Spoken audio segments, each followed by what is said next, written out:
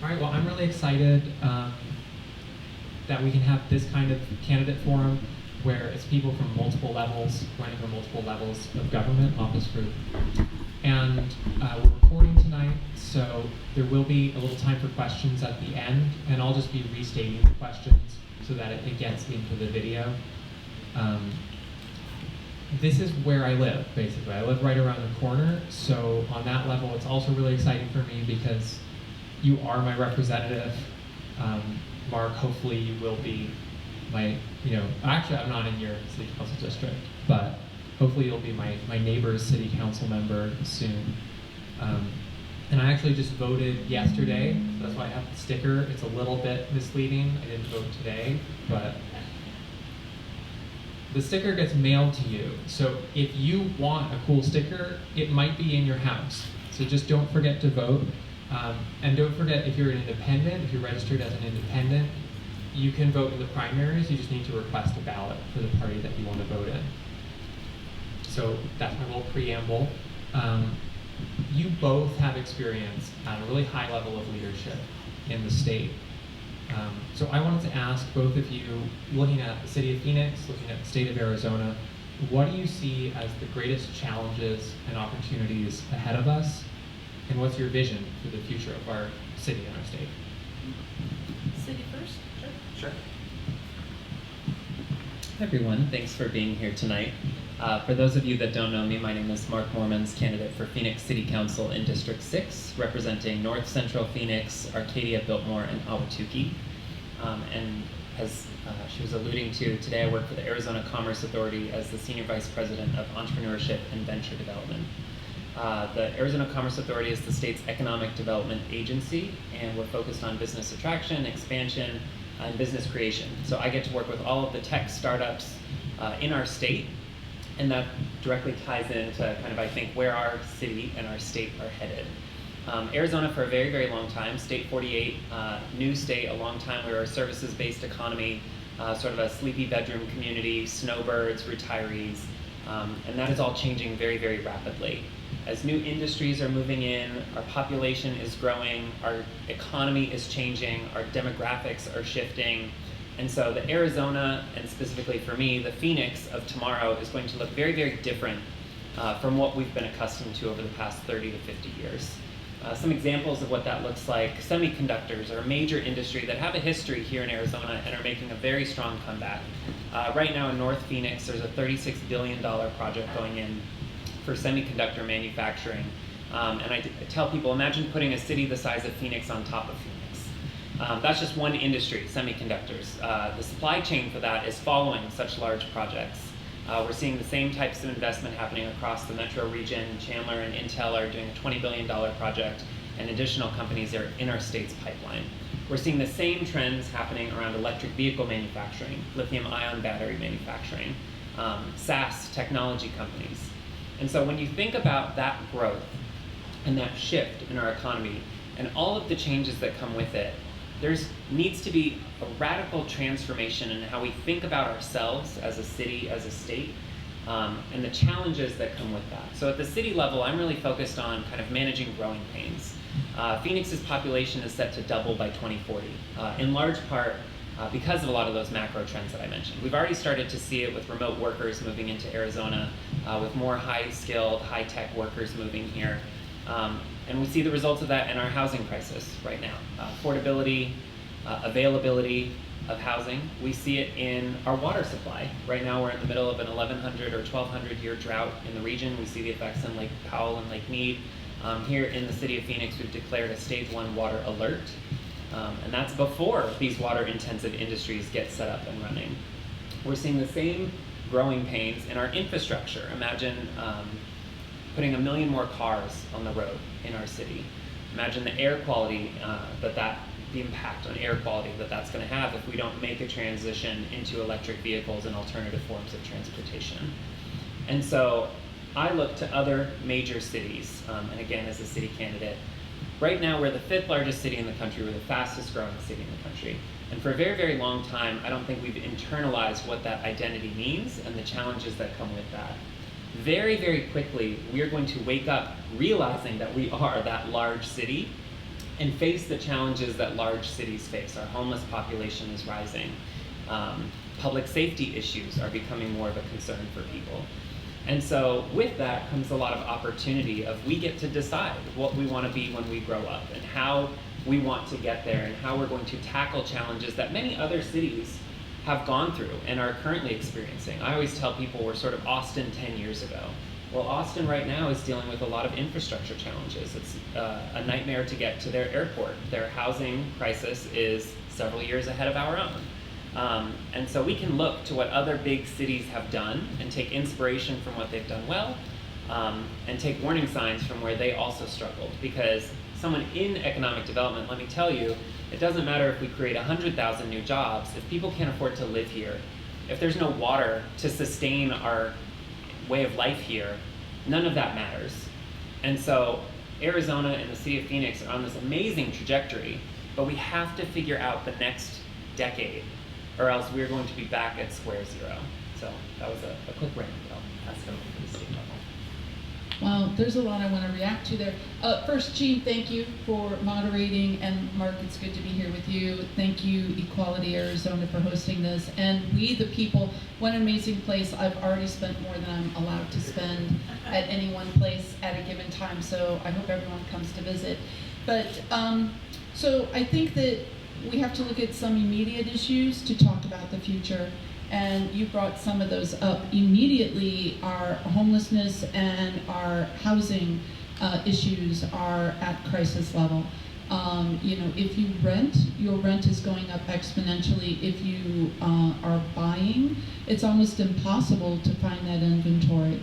Now, some of that happens at the city level, and some of that happens at the state level. At the state level, we've dealt with wholesale buyers because that's making it hard for folks to purchase. And we're trying to rein in short-term rentals. That was legislation that passed before I got there. Oh, by the way, I'm Jennifer Longdon. I'm your state representative. I've been serving for the past 4 years. I started out at the city level. I started out as a city advocate and served on a number of boards, commissions, and committees here at the city level, and then did some of that work at the national level, and then came home to be elected to the legislature. So I think our housing issues and infrastructure issues have to be addressed for the long term. You mentioned water, and you talked about semiconductors. Arizona is going to be home to semiconductor manufacturing because of our geography, because we have a very stable geography. We don't have earthquakes, we don't have tornadoes and hurricanes. So they want to put those plants here because any little tremor creates problems for them. And nationally, Mark Kelly just put something out recently. Semiconductors have to come back onto the US shore for national security reasons. So we need semiconductors, and they have to be built here in the US, and so they're going to be built here in Arizona. So we do have to deal with what that means for water and for growth in our state. But these are going to be high-paying jobs. They already are high-paying jobs. We have a lot of our building trades involved as well, because not only do they have to build the facilities, but they have to maintain them. So pipe fitters and electricians are very much involved in the semiconductor trade. And again, these are good, high-paying jobs that bring good working conditions into Arizona. And when you bring them into one sector, it proliferates out into the other sectors. So I think that's going to be important. How we deal with water, how we deal with our revenue base is going to be equally important. We just collapsed all of our tax brackets into a flat tax that for the average person is going to hurt you. Do you make more than $300,000 a year? Because I know I don't, Jean. Not I working don't. at a nonprofit. Yeah, I get it. So, those folks who are making that kind of money will benefit, but the rest of us won't. And that hurts our education system. It hurts our ability to work on our infrastructure and public safety and healthcare and all of those other issues. I can go on just like Mark can, but I think I'm going to stop there, Jean.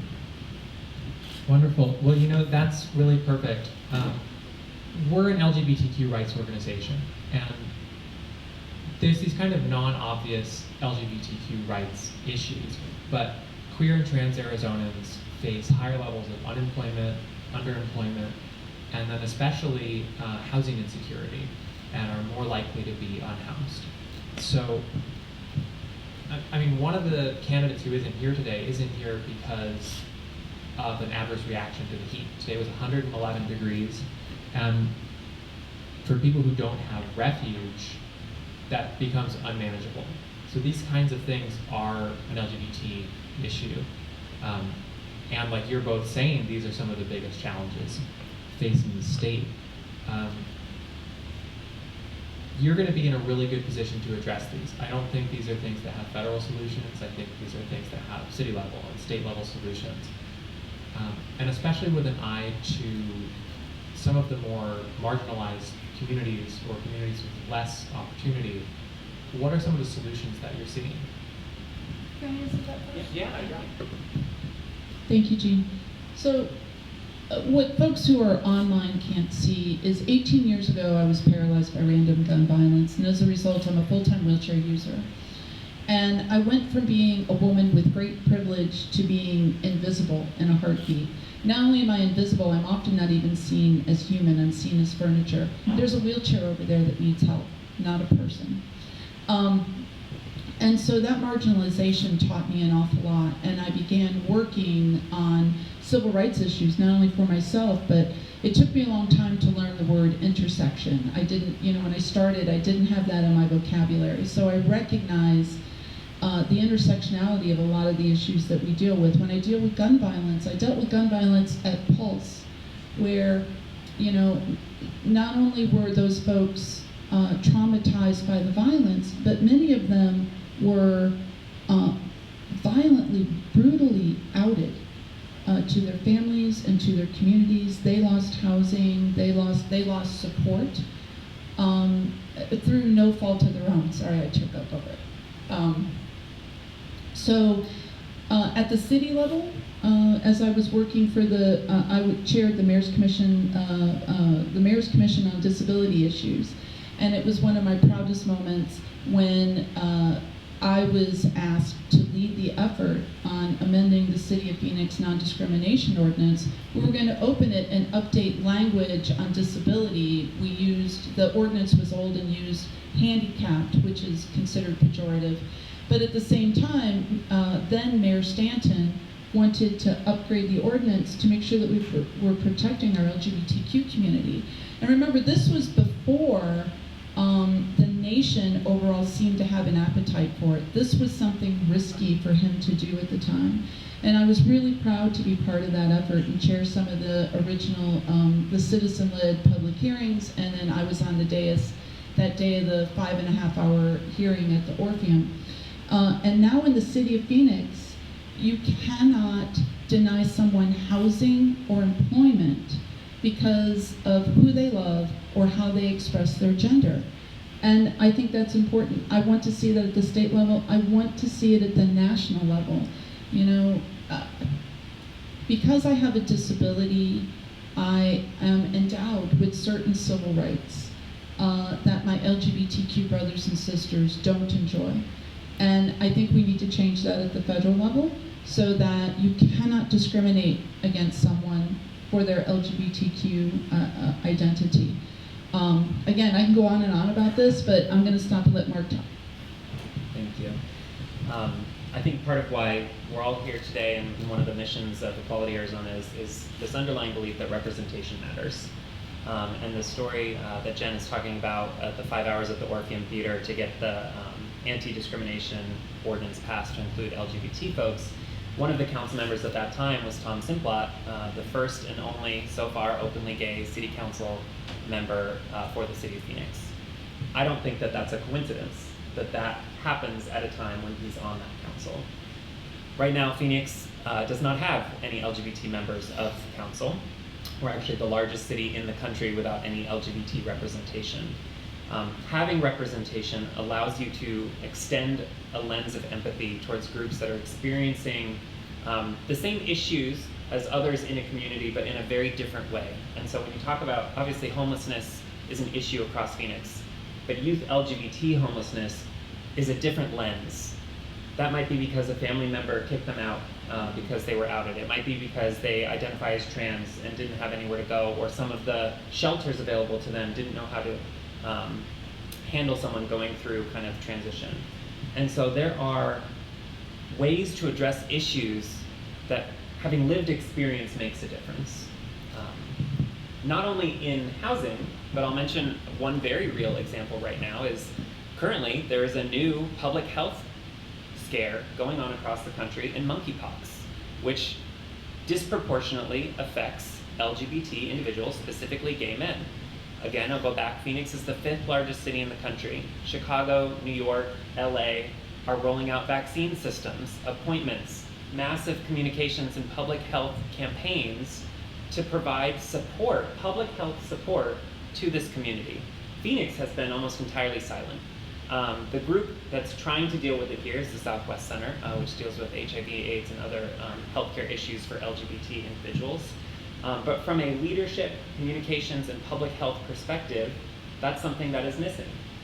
And you are seeing that same gap across a host of issues. I mean, cities oftentimes are sort of a bastion of defense about what might be happening nationally or at the state legislature, and I'm grateful for allies like Jen that are making change at the state legislature. But this past session, as you know, there have been a number of attacks on LGBT individuals and 2 trans bills that were pushed. And so I think having representation and defenders and champions at the local municipal level is critical in protecting people that feel attacked by their own state, and in understanding the unique layers of the challenges that they face, whether it is housing insecurity or food insecurity or education gaps. And so I think that there's a lot more that can be done, and how do we take that privilege that we have and continue to extend it to other groups that aren't yet protected by anti-discrimination bills and that are kind of singled out. And so there's sort of a pay it forward component as well, as just because some of my rights have been protected and ingrained at a city level doesn't mean that everyone's have yet. But because I know how at risk my own rights are and how recently they were granted to me, you better believe that I'm going to be a lot more protective of anyone else who has yet to obtain that protection. You get to a point that I really wanted to talk about. This year especially was particularly bad for anti-LGBTQ legislation in the state capitol, but this is something that happens year after year, right? And Arizona is sort of special when it comes to this. It's like they beta test the bills here and then see what they can run across the country. But even though we get that kind of test lab approach, we don't always actually see the worst bills pass here. They pass in other states, and sometimes we're able to push back on that. So what I wanted to get your perspective on is, where do you think that trend is coming from, and what do you think Arizona as a state actually believes in and wants when it comes to these issues? Yeah, you go first. So here's where I drink the water. Yeah, go ahead. I love Arizona. I love it. I love living in Phoenix. I think that this is the best city in the country and can continue to become even better. I also feel that many times Arizona is a 2 steps forward, 1 step back kind of place. And the trends that we are seeing here, while we are sort of a lab for testing out some really terrible policy ideas, we're seeing a national trend. Many of us heard the hints, warnings, and echoes in the most recent Roe v. Wade decisions that alluded to re-examining other decisions, specifically marriage equality.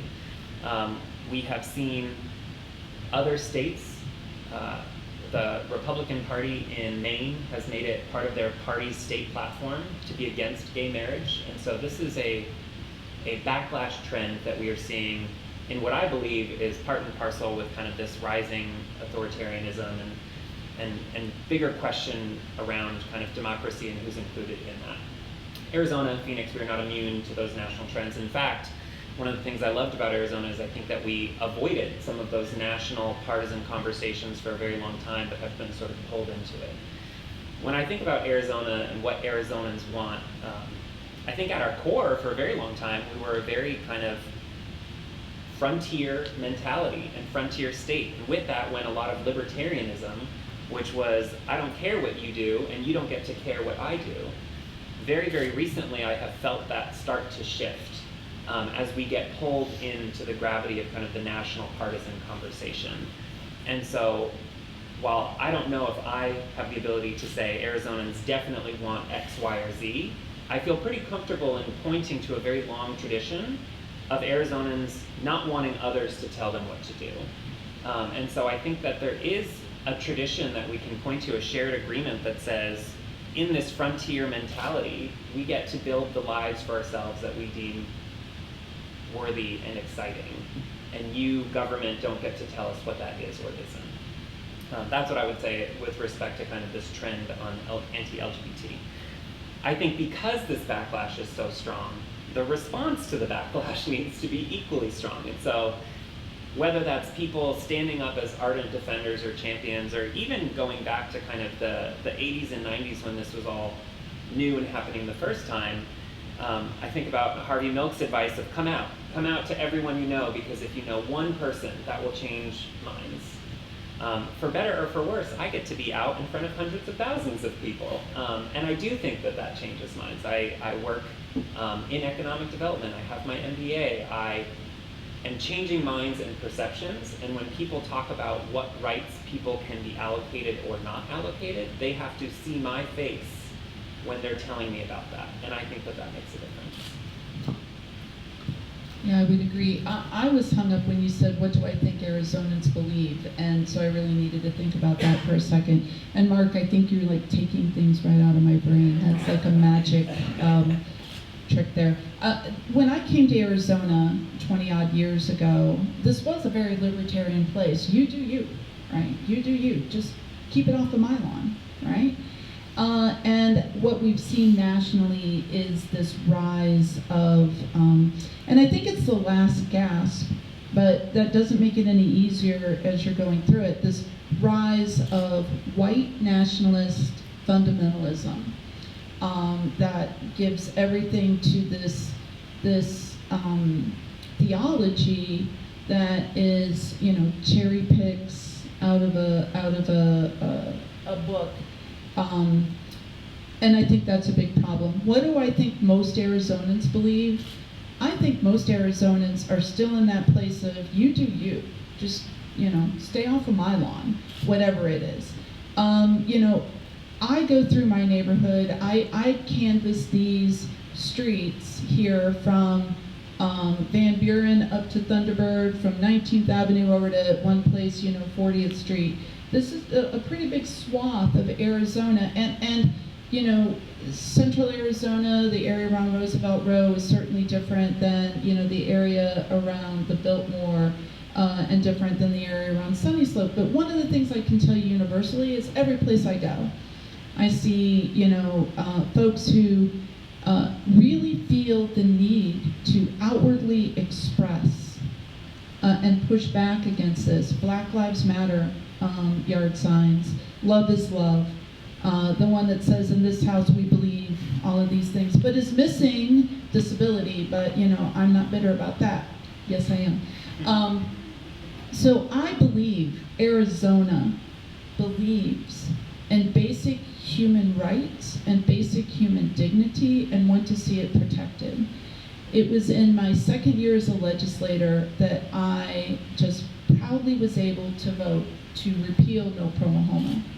And while I was very proud of it, based on my own friendships, my own familial relationships, my own personal beliefs, and the work I've done in the city, to be there with my LGBTQ colleagues in the legislature and watch their overwhelming joy at the work that they had done for years to fix this was amazing and made me even more proud to be able to cast that vote. And here we are just 2 years later saying that, trying to make it illegal for young people to have gender-affirming treatments, even if their doctor believes it's in their best interest. Our colleagues across the aisle are the folks of small government unless it's, your bedroom or, your genitalia or your uterus. Yeah, I guess that's genitalia. And then they're all up in there, right? And it's like, so the hypocrisy is the problem. I think that the people who are passing this laws are out of step with their constituency and the rest of the nation. Yeah, I definitely agree. And I think that disability lens is really important when it comes to these other issues like LGBT rights. We both alluded to reproductive rights and this rising tide of authoritarianism. With the Justice Thomas concurring opinion in the Dobbs decision, he really did just send a clear call to say, hey, I'm willing to overturn really established precedent, recent decisions like Roberta fell. And I think that the day that decision came out, Arizonans woke up into this really just uncertain legal reality, especially when it comes to abortion rights.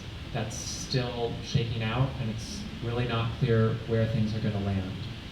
It's not inconceivable that we could end up in a similar position with equal marriage in the coming years, and Article 30, which is the definition of marriage as one man, one woman in the Arizona Constitution, is still in place. So when it comes to reproductive freedom, when it comes to LGBTQ rights, as these issues get handed back to the states in sort of an unpredictable way, what are some things that you can do? And you've both talked about this in terms of using state office and city office to protect those rights. What are some of the things you can do to protect reproductive freedom and LGBTQ rights? So I think I want to first wryly observe that Clarence Thomas believes that he wants to take away all of these rights, but he stops at loving, right? So he wants to attack everyone else's marriage, everyone else's relationship, but his. And there was a time when his own marriage was illegal and unconscionable in the eyes of the nation. So we grow, we continue to grow. So what can we do? Chris Mays is amazing. She points out that the Arizona, and she is your candidate for Attorney General. Vote Chris Mays. But Chris points out that the Arizona Constitution, unlike the U.S. Constitution, has written into it an expectation of privacy. And all of these rights hinge on privacy. The right to abortion, the right to contraception, the right to same-sex marriage, and so much more. So we need to work there. I'm also the chair of the ADLCC, the Arizona Democratic Legislative Campaign Committee. A lot of words. My whole job, our whole mission is 3116, because that's the math at the state legislature. It takes 31 votes in the House, 16 votes in the Senate, and one governor to make anything a law. And unless you have those numbers, you don't move anything. And if you don't have those numbers, you don't move anything. So even a 30-30 split would mean we wouldn't be looking at some of these things because they wouldn't be able to find the 31st vote to do it. And if we had the 31st vote, then we could ingrain into our Constitution these protections for everyone for always. So I work on it in both ways. I work on it by working to swing the legislature to 3116 in our favor so that we're all protected. Our identities, our civil rights, our housing, our clean air, clean water, our education. But in the House, I'm going to continue to fight. We're going to do everything we can to avoid or to oppose these bad pieces of legislation. One of the best parts about this process has been meeting colleagues at the state level, whether it's in or running for the legislature for statewide positions. And I think that taking a team approach to these types of things is really important, and understanding where your power has limitations and where you need others to sort of get across the finish line. So I'm here to be a team member towards things going on at the state level, because at the city level, there are things you can and cannot do to control the sort of black and white issues that are getting legislated. However, there are levers that you can pull at the state level, at the city level. Most recently, the city of Phoenix hired a director of public health. Abortion is a healthcare issue. Women's reproductive rights are a healthcare issue. And so as we think about city resources and city policy, the city of Phoenix has an individual who has been tasked with creating guidelines and policy and resources for that.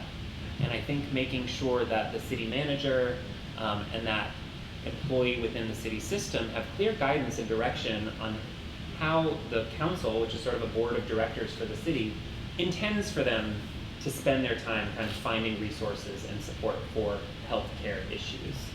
The same can be said around clinics around the city, women's health clinics. Again, a healthcare issue. Oftentimes you see protests and things going outside of those clinics. The city has the ability to allocate resources to protect the safety of individuals going in and out of those clinics. So are patients trying to seek out healthcare getting harassed by going into an office? Are there ways that we can work with public safety resources to make sure that people don't feel intimidated or harassed in order to do that? And then I think outside of the political system, there's still a lot of organizing that needs to be done. I have been saddened as I go door to door by how many people this is still such a nerve issue in the quote-unquote pro-life movement. And I think that there is still work to be done. Arizona, I saw a poll recently, is a plus 15 state in terms of supporting Roe v. Wade. As a whole, Arizona does support that. But even here in liberal Phoenix, even here in Maricopa County, there's a significant chunk of the population that does not believe in that standard, in that precedent, and feel very relieved and excited to be the most pro-life state, as Governor Ducey would state. And I think getting people to understand the importance of bodily autonomy, the importance of economic and health reasons to seek out reproductive health care, and just the ability to kind of decide one's own fate. We don't force organ donations after death. There's a lot of things that we don't do to a person's body. And I think there's still a lot of work to be done on the ground, at the doors, with partners, to bring them on board. And the more you work at that level, the easier it becomes for Jen at the state legislature to hit those numbers to pass policy. There's a number of candidates at the county level. So Julie Gunnagle, running for Maricopa attorney, she's said that she will not prosecute cases of women seeking abortion and reproductive health care. That's a very important race. In fact, it's becoming a nationally important race as more and more people realize the significance of Maricopa County in Arizona.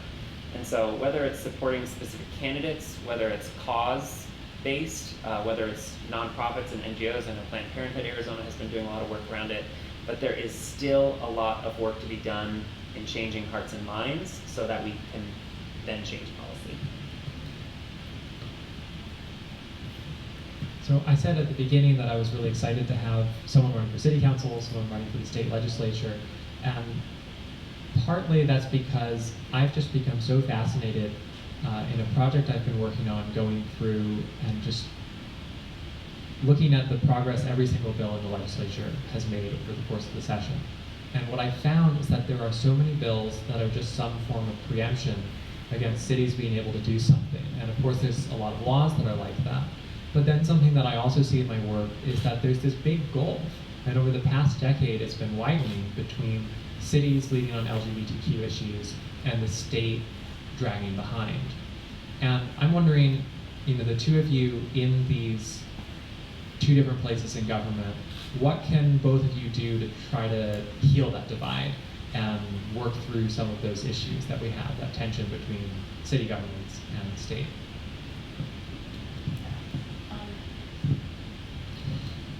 I think that sometimes that tension is a good thing. It's a healthy tension when it's balanced.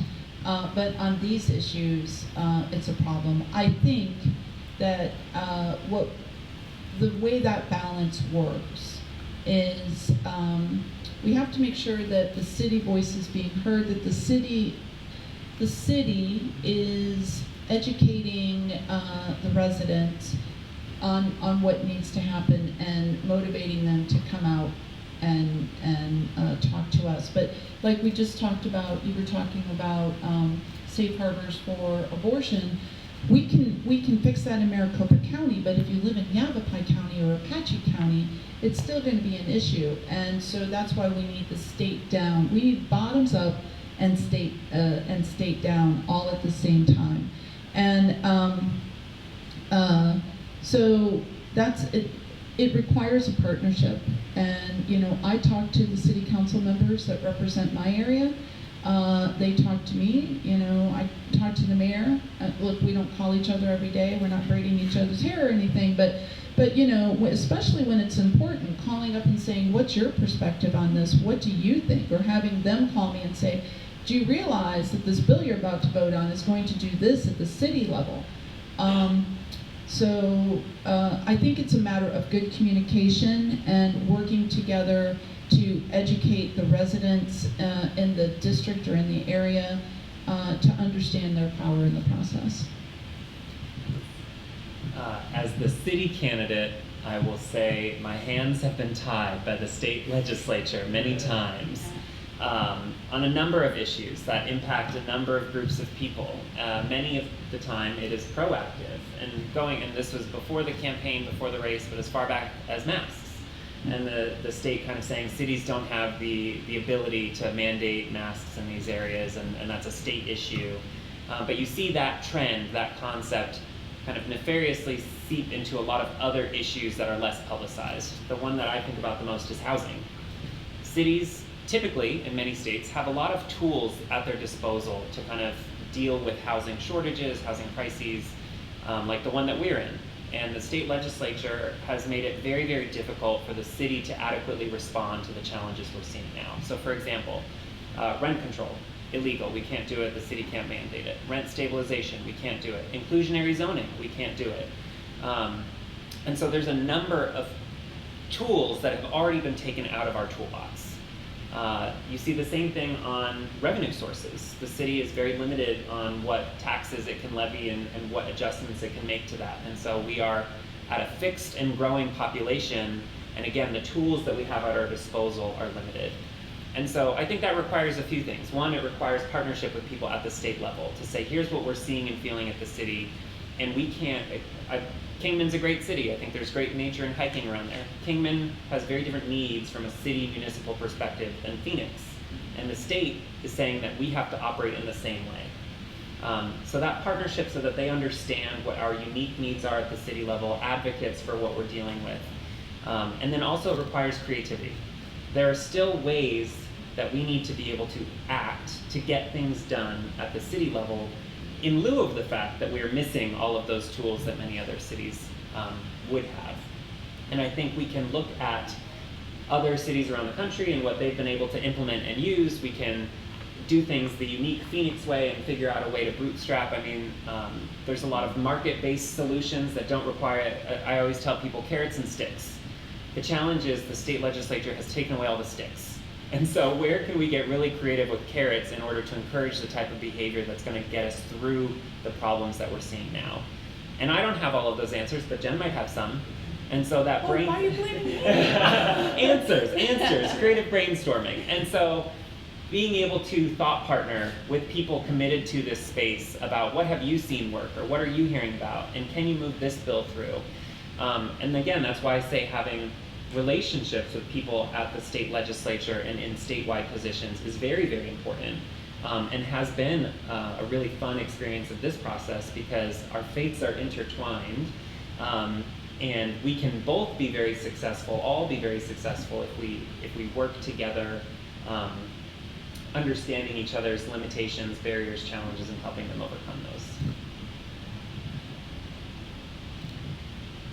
You both mentioned seeking out the perspective of others in important positions, right? And Jen, I think something you said that I really appreciated was having people in positions of leadership in the city do that kind of public education to bring citizens in to the process. Something I try to ask anyone in a position of leadership or seeking a position of leadership, especially the positions that you'll be seeking where you'll have a lot of responsibility for answering a lot of really big questions, is how do you make decisions and who do you involve in that process? You want the first this time, I'll do last. Yeah, sure. Okay.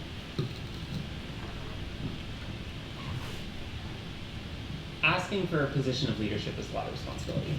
And I think part of that responsibility is making sure that you are thoughtful when faced with tough decisions. No one person can know all of the things required to be successful in a legislative role, in a council role, in a policy role. And so there's a level of expertise that I think I would try and seek out, whether it's through independent study, reading, courses, research, that sort of thing. And then there's experts in our community that work in this space every day. One of the best things about working at the Commerce Authority is it's a private-public agency. And so we have access and we execute through partnerships all the time. I have built relationships with people in academia, U of A, ASU, GCU, NAU. I have built relationships with business leaders, and I have built relationships with entrepreneurs and workers, and all of those people give different perspective. And so I think leaders need to be able to build those coalitions and networks and bridges so that they can tap into it when they're unsure of the context or history behind something. And I think part of that, what I like to do, is intentionally seek out people who are inclined to disagree with me, because it's best to hear and understand the other side, the other position of an argument, of an idea, because then you know what your blind spots might be. Maybe there's a very good reason that someone might disagree with you and you just didn't take that into consideration because you found an echo chamber. And so at the end of the day, I'm asking to represent 190,000 people in the city of Phoenix. And in order to accurately and adequately represent them, I need to be hearing from them, talking to them, and understanding what their needs, hopes, desires are. And in order to be a good leader, I need to be smart. And by getting smart, that's learning from other experts. It's seeking out different opinions.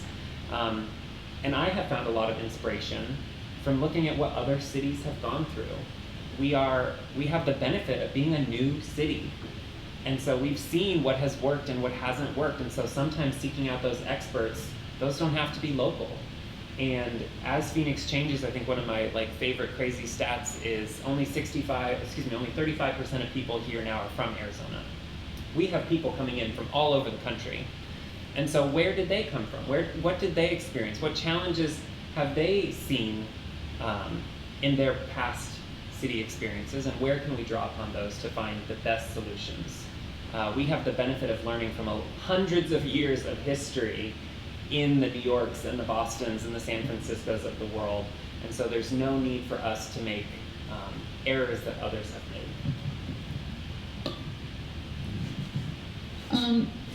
You covered so much of it there, Mark. But so, if I'm getting ready to write a bill on gun violence prevention, I talk to the NRA.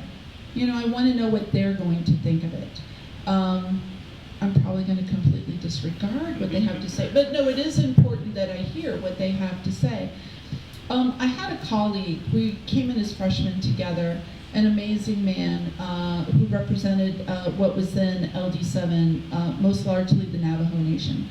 And it became something that we, with great love and affection, because we held him in the highest of esteem, he's now working in the Biden administration, no matter what we were talking about, he would always look up and he would get very regal about it. And he'd say, "Have the tribes been consulted?"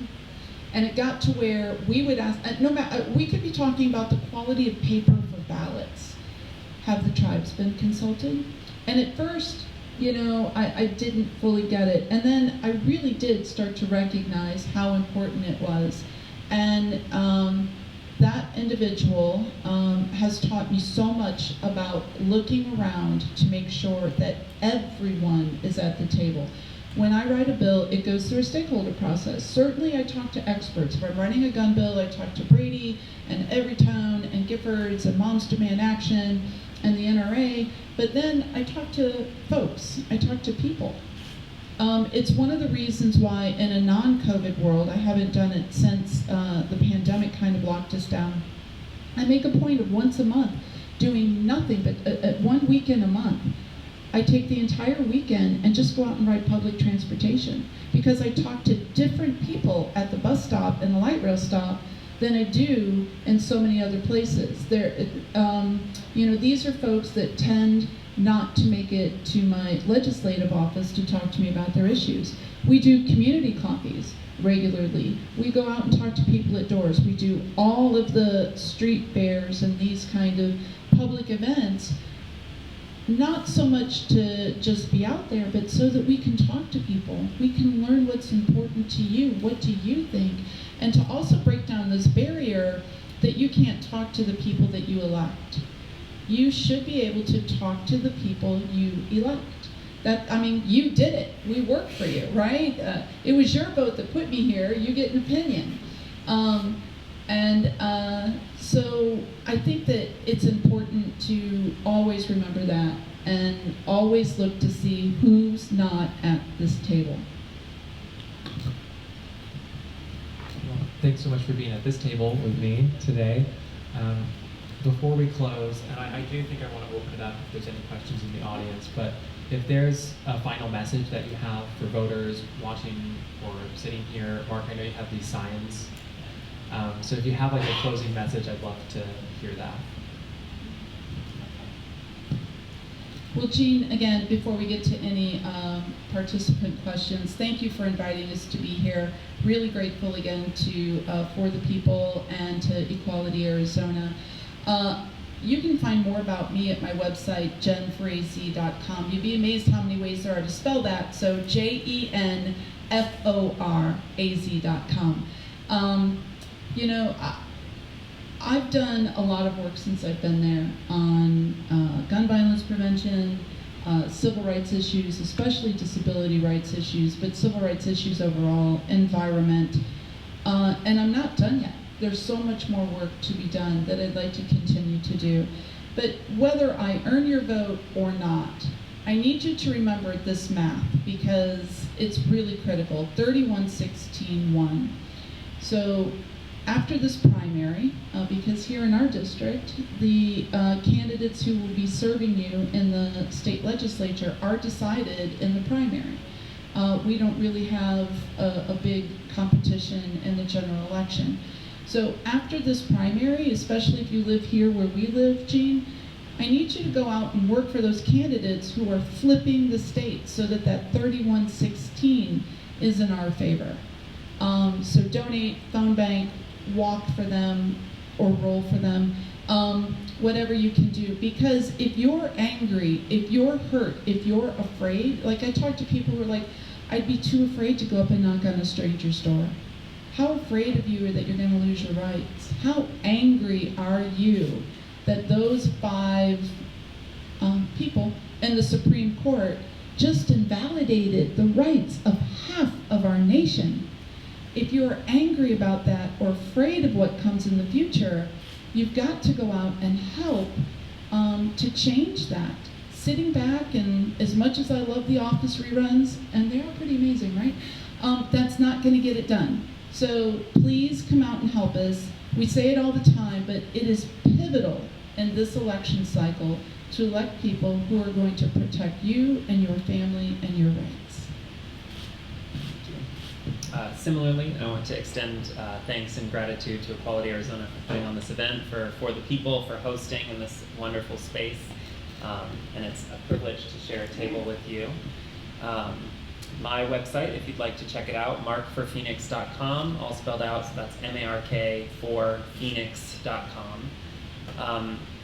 Local elections are often overlooked, and quality of life and many of the decisions that impact you most on a day-to-day basis live at the local level.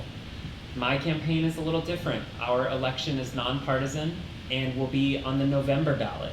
It's even more so different in that we won't know after November who the new council member is. It will go to a runoff for a March election.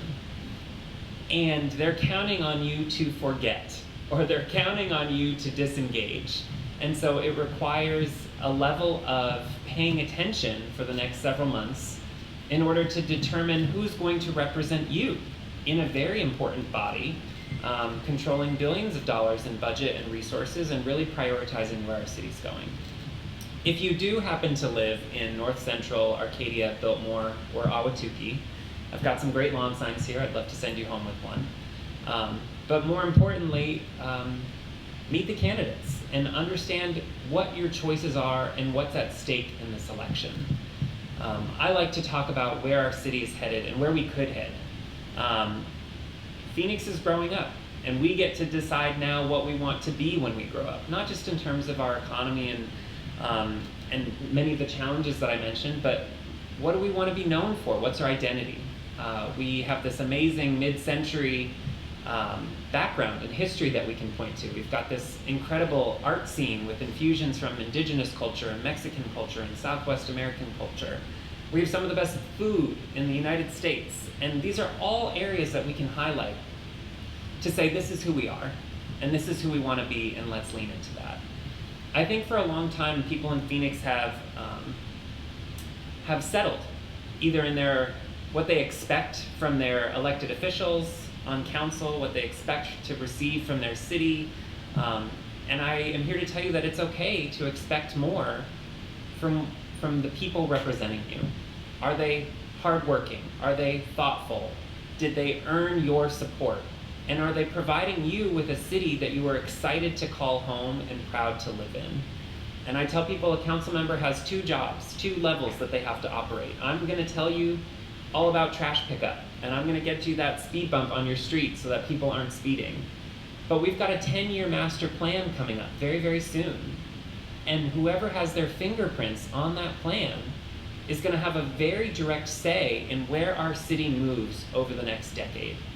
And as I said at the beginning of this session, our future is going to look very, very different than what the past 20, 30, 40 years in Phoenix has looked like. And I would compel you to consider who are the leaders that are working hard to build that future, and are they taking in inputs to make sure it reflects the future that you want to see here? I am incredibly excited about the potential here in Phoenix. I am incredibly excited to turn that potential into reality, but it takes work. And I would love your help in making it happen, and I would love your support in November.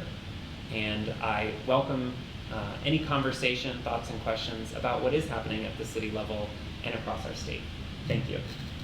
Can I give a quick tutorial on voting? Yes, that'd be amazing. All right,